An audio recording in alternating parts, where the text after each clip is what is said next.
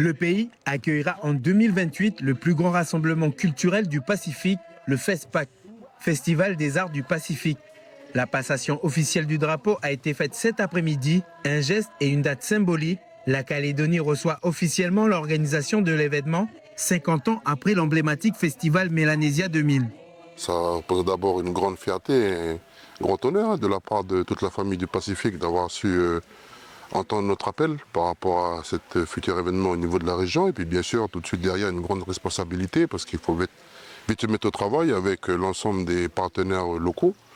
Donc ce qui est bien, c'est que l'année dernière, on n'a pas pu se rendre sur Hawaï. Donc ça veut dire qu'il y a déjà la dynamique avec les 3 provinces, avec le secteur, on va dire, associatif, culturel, les différents opérateurs, établissements publics. Et donc nous allons y atteler prochainement à pouvoir mettre en œuvre justement cette organisation qui devra nous emmener en énergie moins 144 semaines. Donc voilà, on a encore un peu de temps, mais c'est vrai qu'en même temps, le temps dans le Pacifique, il passe vite.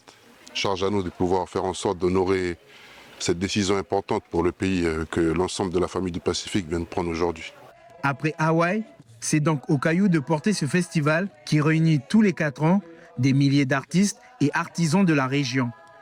Rendez-vous en 2028 pour faire rayonner la diversité culturelle du Pacifique depuis la Nouvelle-Calédonie. C'est extraordinaire de voir nos élèves avec beaucoup de sérieux et de discipline. Manucure, pédicure, massage ou encore coiffure, la salle de cours est transformée en salon de bien-être. Un atelier proposé aujourd'hui par les élèves de la filière service à la personne. Un moment de détente pour les mamans de Wailou, venues pour la journée porte ouverte du lycée agricole de Doneva. C'est une bonne journée pour les élèves, surtout de montrer leur savoir-faire avec tout ce qu'ils ont appris avec leurs professeurs. Et c'est un moment de détente pour nous, les mamans, avec eux, et c'est formidable. Pour rendre la journée dynamique et explicite, toutes les filières sont en travaux pratiques. Rien de mieux que le concret pour montrer ce qui est enseigné dans la formation. Dans les parcelles, une classe de seconde s'affaire à la préparation d'un champ d'igname, l'occasion pour les élèves d'appliquer leurs cours. On donne les consignes pour les densités de plantation, donc on voit un peu de tout. Il y a le prof de maths aussi qui est là, pour qu'on puisse voir aussi la quantité d'igname qu'on va planter. Sur une ligne complète? Une ligne complète, oui, jusqu'à là-bas. On a fait 106. 106 là. Il y a le professeur de maths, du coup ça apporte un plus. Parce que comme dans le TP, il y a des calculs à faire. Du coup, ça sert beaucoup aussi les maths en TP. Opération séduction donc pour le lycée qui compte actuellement une 60aine d'élèves. On essaye effectivement de faire comprendre aux élèves que ces métiers de service, mais aussi les métiers agricoles, manquent de personnel, manquent d'employés et manquent de chefs d'entreprise pour assurer notamment la sécurité alimentaire, vu que dans ce territoire, on ne consomme que 13% de nos produits issus de l'agriculture de ce pays. Donc c'est important qu'il y ait davantage de jeunes qui viennent dans nos filières pour assurer le renouvellement de la population active, à la fois dans le service, et je pense notamment aux infirmières, comme aux métiers agricoles. Pour cet événement, des classes de 3e étaient attendues, mais aucun des collèges alentours n'a fait le déplacement. Qu'à cela ne tienne, le programme est maintenu car chaque classe a sa partition à jouer. Là, on a plus d'une vingtaine d'élèves, donc ça permet de bien avancer et de faire de la cohésion entre les élèves aussi. Une nouvelle journée porte ouverte est prévue le samedi 13 septembre, une opportunité pour les futurs candidats de se renseigner. Le pôle animation de la commune de Puebo était animé ce matin. Le point information jeunesse, le PIGE, organise une fois par mois les jeudis animés pour permettre aux jeunes de rencontrer différents acteurs de la vie active. Une fois par mois, il y a déjà Cap Emploi et la conseillère d'insertion.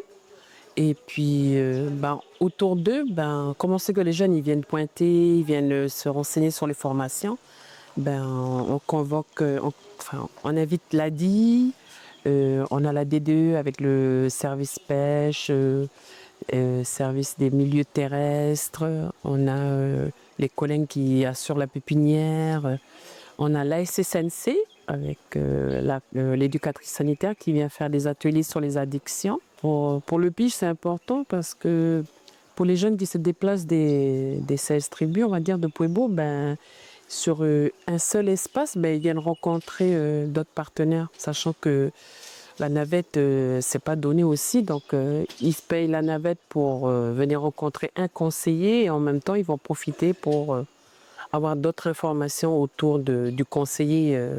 Des fois, c'est pas évident au téléphone, par mail, mais là, en présentiel, ben, des fois, c'est plus facile pour eux de s'exprimer puis voir les accompagner dans leur démarche. Théophile, un jeune de la tribu de Pouyen-Saint-Gabriel, venu pour imprimer quelques documents administratifs, en a profité pour rencontrer les intervenants.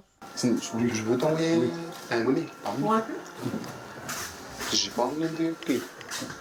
Je suis venu juste pour faire un premier papier ici, mais pour m'informer aussi par rapport à le fait qu'il y a toutes ces structures rassemblées au même moment. Ben, j'ai l'occasion de pouvoir participer à une réunion avec la D2. Le PIGE fait également appel à des associations culturelles pour participer à l'animation de ce rendez-vous. En attendant leur passage avec des conseillers, les jeunes peuvent s'occuper à la sculpture ou encore au tressage. Pour valoriser aussi ce que les associations ils font et puis donner un aperçu aux jeunes que voilà, ce qui se passe un peu autour de ces structures dynamiques voilà, qui font vivre Pueblo, ben, pour qu'ils s'intéressent et si eux aussi à leur tour ben, ils sont intéressés d'adhérer à ces associations. C'est dans une ambiance conviviale que la population de Pueblo peut venir s'informer. Le prochain jeudi animé est programmé pour fin octobre. L'assiette chinoise, si on n'a pas assez de vitesse, il va jamais se tourner. Si on n'a pas assez de vitesse, on ne peut pas faire nos figures comme il faut, ok? Et si on a besoin de reprendre de la vitesse, on n'est pas obligé de l'arrêter et de reprendre. On peut juste, on est là, on fait un petit... Bonne présentation. On fait un petit saut, hop, je me remets au milieu, et là on refait tourner. Ce matin, un groupe d'élèves du collège de Poya a pu participer à un atelier art du cirque avec l'artiste Ben Derue, un spécialiste dans le domaine. J'ai commencé j'avais 18 ans, j'en ai 44 ans aujourd'hui. J'ai commencé, je suis autodidacte, j'ai pas fait d'école de cirque. J'ai appris à la rencontre d'amis, de professionnels, de formations, de conventions et du coup je me suis fait ma propre école. On appelle ça l'école de la rue. Et là je redresse avec ma main droite, soit je pousse le diabolo, soit je le ramène vers moi. Et une fois qu'il est vraiment droit, là il est droit, j'ai juste à tendre mes ficelles. Mais tendre vraiment sur le côté pour que le diabolo monte. Le cirque est quelque chose de pluridisciplinaire, on retrouve plein d'activités artistiques. Du coup, les valeurs, c'est surtout la confiance en soi et montrer aux enfants aussi de ne pas se démotiver, soit qu'ils peuvent être fiers d'eux quand ils travaillent quelque chose, qu'il y a des résultats. Et pour certains, les résultats ne se font pas attendre. C'est bien, on apprend beaucoup et on s'amuse.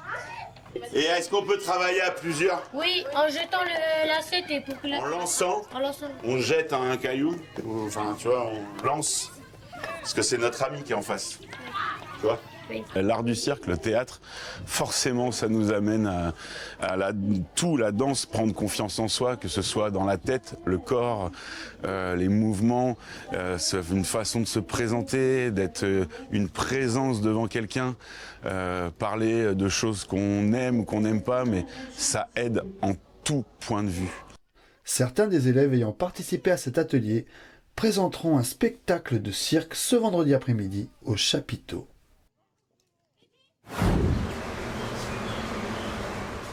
Le titre, c'est À celle qui veille. C'est un tableau sur toile fait à l'acrylique. J'utilise le couteau pour réaliser cette œuvre. C'est un tableau qui parle de toutes les femmes qui veillent et puis aussi aux âmes qui sont là pour veiller sur nous. L'artiste bouraillaise Hélène Guedes, H de son nom d'artiste, expose ses œuvres ici, à la Maison des familles de Bourail depuis lundi. L'artiste s'inspire beaucoup de son vécu et du monde qui l'entoure. Elle peint et dessine depuis toujours à l'acrylique. Parce que ça sèche assez vite, donc c'est très intéressant, il faut le travailler vite pour avoir un geste spontané. On peut travailler en couche sur couche, en transparence. J'ai redécouvert le couteau très récemment et c'est vraiment mon outil de prédilection parce qu'on a un geste spontané. C'est un peu le prolongement de mon bras, comme une danse. On y va, on se lance. C'est très, très, très physique. C'est sa première exposition solo. Hélène la prépare depuis le début de l'année. On peut y retrouver 16 de ses créations abstraites, son art de prédilection. Ça explique parce que l'abstrait, c'est pas toujours facile. Je pense que c'est pas mal d'aiguiller un peu les gens pour leur donner, moi, ma sensation une fois que j'avais peint ça. Donc, un petit explicatif. Et après, celui-ci que j'affectionne beaucoup, L'enfant et l'oiseau, j'ai même fait un poème, un petit poème comme un poème d'enfant. Hélène est une artiste passionnée.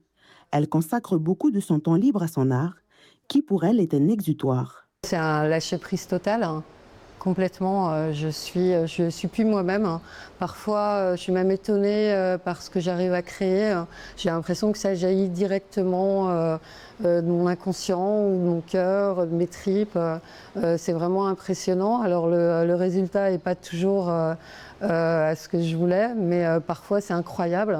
En quelques traits de couteau, ça jaillit comme ça directement. L'exposition est visible ici jusqu'à samedi. Ses œuvres sont également mises à la vente. Hélène réfléchit déjà à une prochaine exposition pour Noël.